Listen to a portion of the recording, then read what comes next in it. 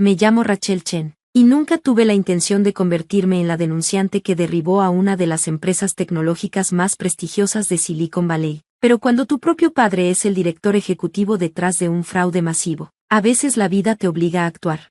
Crecí en los suburbios acomodados de Palo Alto, California, donde el éxito no solo era esperado, sino exigido. Mi padre, James Chen, había convertido Quantum Dynamics de una startup en un garaje en un imperio de $50,000 millones, especializado en tecnología de computación cuántica, para el mundo exterior. Éramos la historia perfecta de éxito asiático-estadounidense, padres inmigrantes, que lograron el sueño americano a través del trabajo duro y la innovación brillante. Pero la perfección, como aprendí, a menudo oculta los defectos más profundos.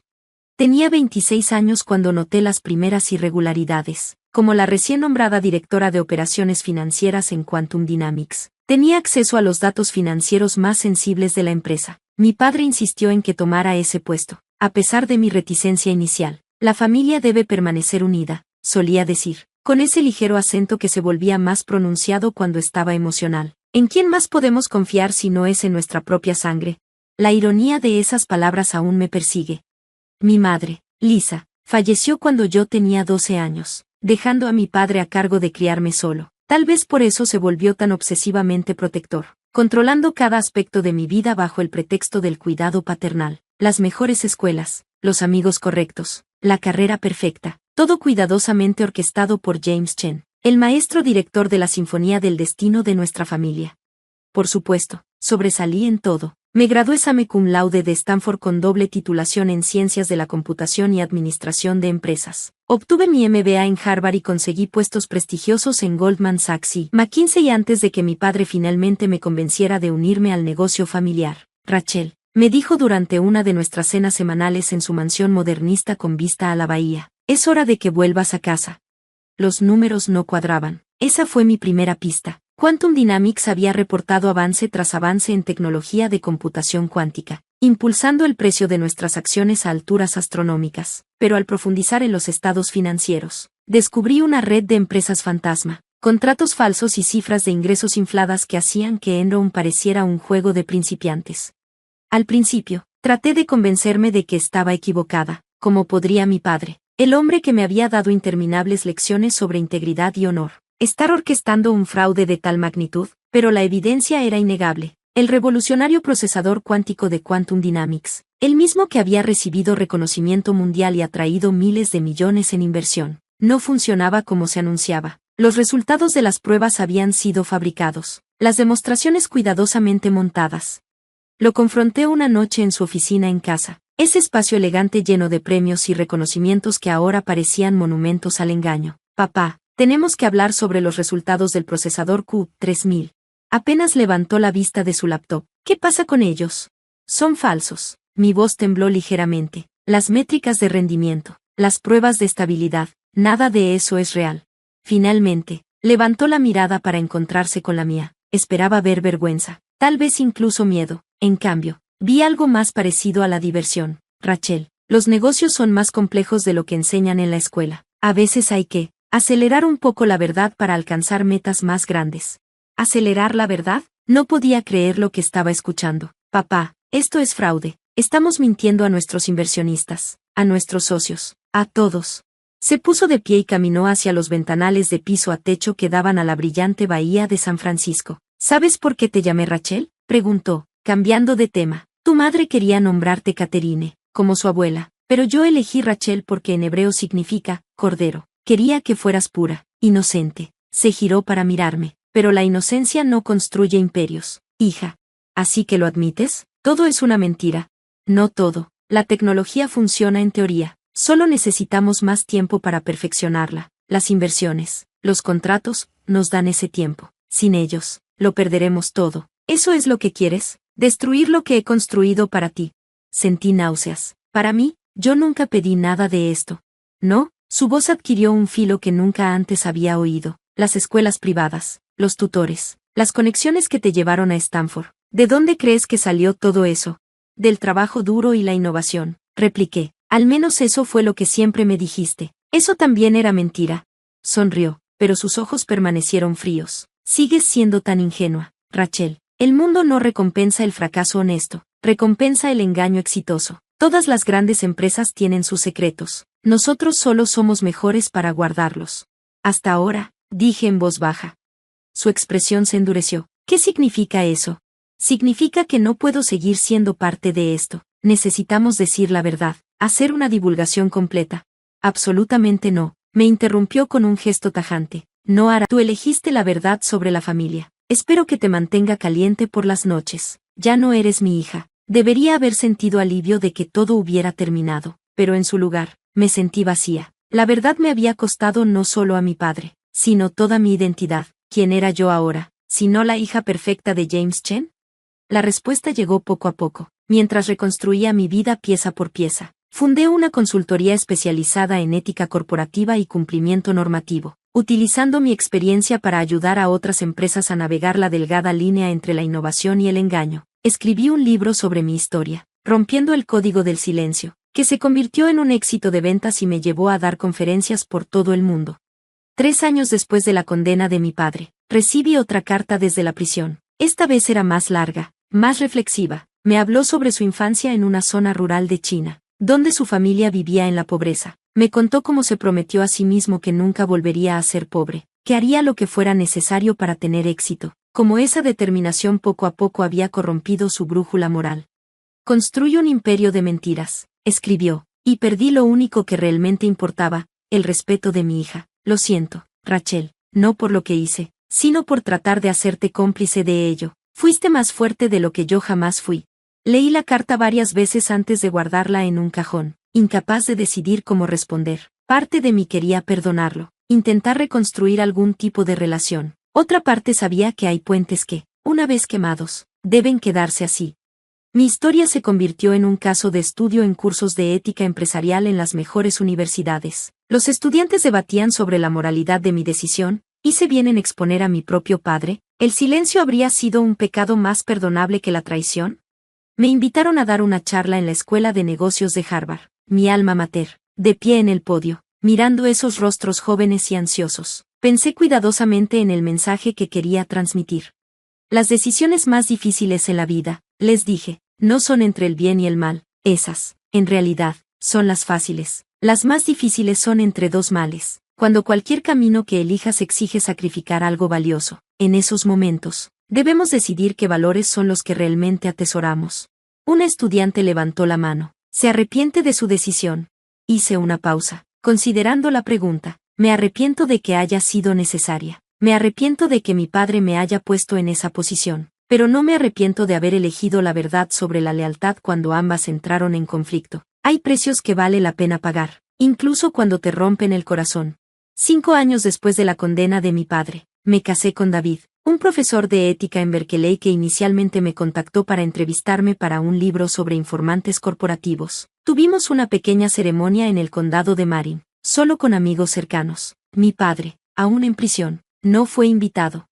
Ahora tenemos una hija, a quien llamamos Lisa en honor a mi madre. A veces, cuando la miro, me pregunto qué valores aprenderá a atesorar. ¿Enfrentará las mismas decisiones imposibles que yo? ¿Tendrá la fortaleza para tomarlas?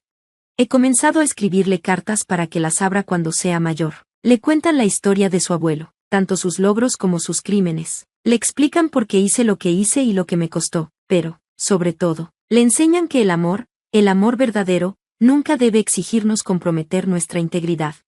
La semana pasada, recibí un aviso de que mi padre es candidato para la libertad condicional. Su abogado me contactó para preguntarme si hablaría en su favor en la audiencia. Aparentemente, ha sido un prisionero modelo, dando clases de negocios a otros reclusos y expresando un remordimiento genuino por sus acciones. Aún no he decidido qué hacer. Parte de mí quiere creer en la redención, en la posibilidad de una segunda oportunidad. Otra parte recuerda sus palabras aquella noche en su oficina: la inocencia no construye imperios. Tal vez no, pero la integridad construye algo mucho más valioso, una vida de la que puedes estar orgulloso. Mi padre construyó su imperio sobre mentiras y vio cómo se derrumbaba bajo el peso de la verdad. Yo estoy construyendo algo diferente, un legado de honestidad, incluso cuando duele, especialmente cuando duele. Algunas noches, me quedo de pie junto a la cuna de mi hija y le susurro promesas mientras duerme. Le prometo que nunca la pondré en la misma posición en la que estuve yo, Le prometo enseñarle que el amor y la verdad deben caminar de la mano, no en oposición. Sobre todo, le prometo que siempre sabrá que hacer lo correcto, aunque rara vez sea fácil, siempre vale la pena. La industria tecnológica ha cambiado desde el escándalo de Quantum Dynamics. Se han implementado nuevas regulaciones y mecanismos de supervisión. Las empresas son más cautelosas al hacer afirmaciones grandiosas sobre tecnologías revolucionarias. Algunos dicen que ayudé a inaugurar una era de mayor transparencia y responsabilidad. Pero ese nunca fue mi objetivo. No me propuse ser una informante ni un agente de cambio. Simplemente llegué a un punto en el que ya no podía vivir con el peso de saber la verdad y no hacer nada al respecto. A veces, los cambios más profundos no vienen de grandes planes, sino de pequeños momentos en los que elegimos la integridad sobre la conveniencia. Mi padre solía decirme que el mundo de los negocios es más complejo de lo que enseñan en la escuela, y tenía razón, pero no de la manera en que él creía. La complejidad no radica en encontrar nuevas formas de engañar, sino en mantener la brújula moral cuando la presión por ceder es abrumadora. A veces todavía sueño con aquella noche en su oficina. En mis sueños, la conversación transcurre de otra manera. A veces él admite sus errores y acepta decir la verdad. A veces yo acepto sus justificaciones y me vuelvo cómplice del fraude. A veces solo nos quedamos ahí en silencio, padre e hija, viendo cómo nuestra relación se desmorona como un castillo de naipes. Pero cuando despierto, siempre me siento agradecida por la elección que hice. Me costó a mi padre, mi herencia y mi lugar en la élite de Silicon Valley, pero me dio algo mucho más valioso, la capacidad de mirarme en el espejo cada mañana y respetar a la persona que veo reflejada. El mes pasado, me pidieron que diera el discurso de graduación en la Escuela de Negocios de Stanford. De pie en el podio, mirando a la multitud de jóvenes llenos de ambición, pensé en qué consejo podría ofrecerles.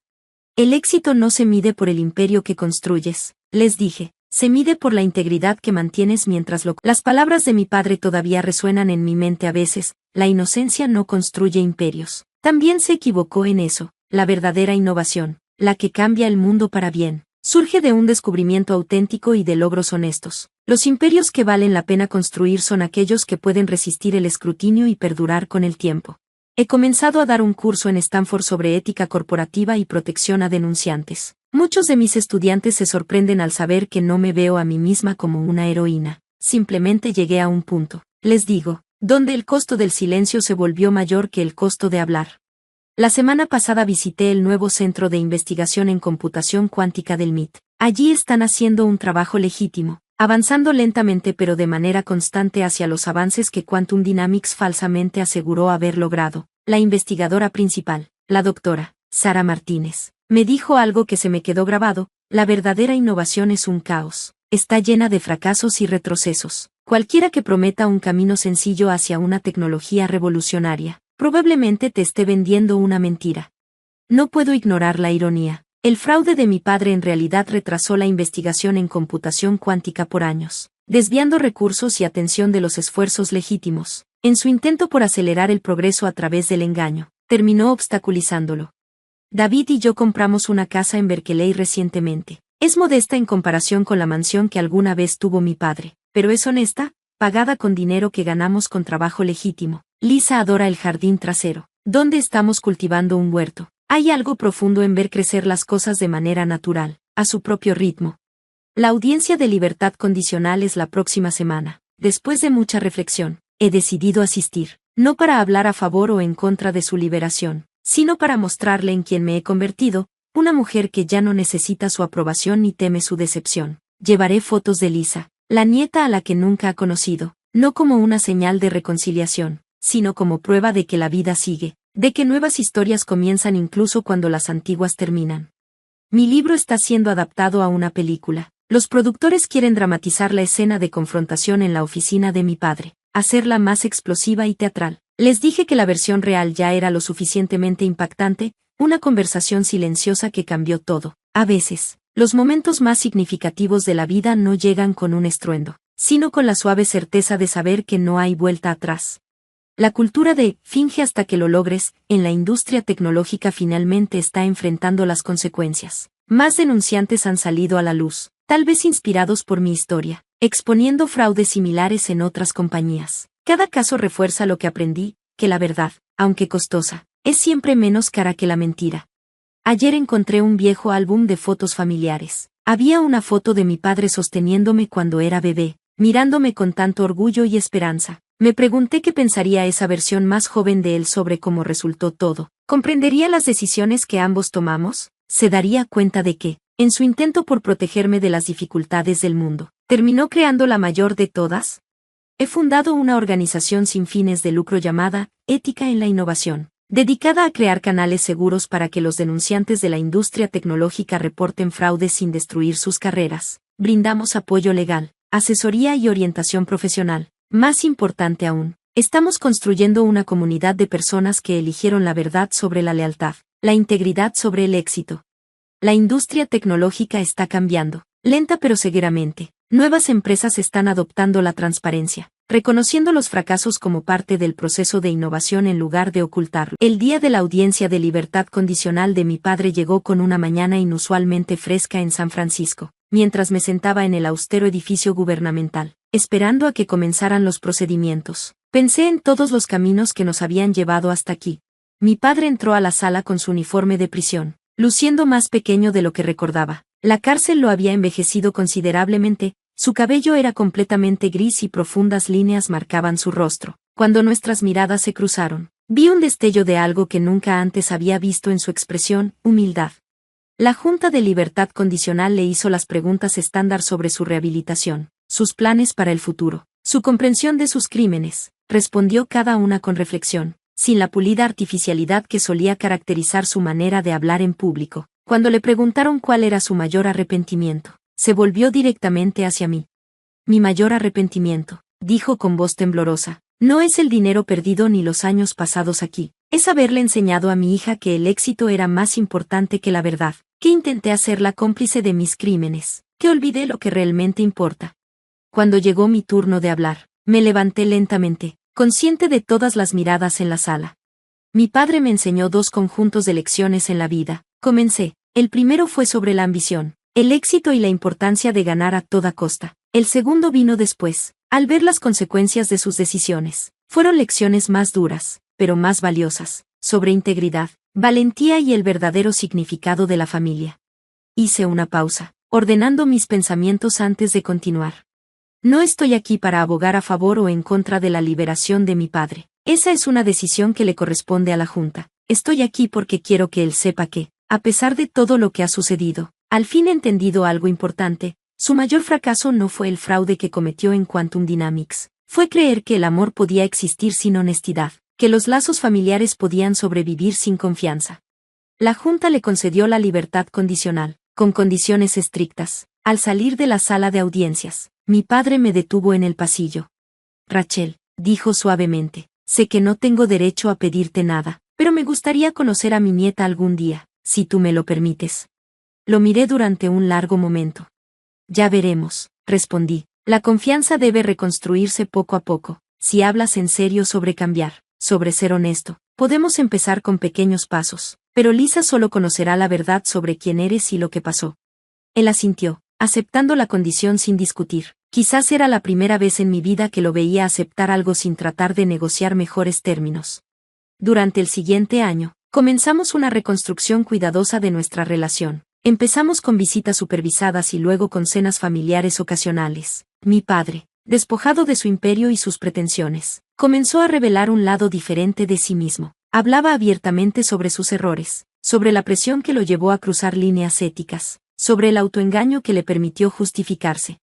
Lisa, que ahora tenía 4 años, al principio se mostró cautelosa con él, pero con el tiempo desarrolló un cariño creciente. Lo llamaba abuelo James, y se deleitaba con sus historias sobre su infancia en China, historias que yo misma rara vez había escuchado, pues siempre estaba demasiado enfocado en el futuro como para hablar del pasado.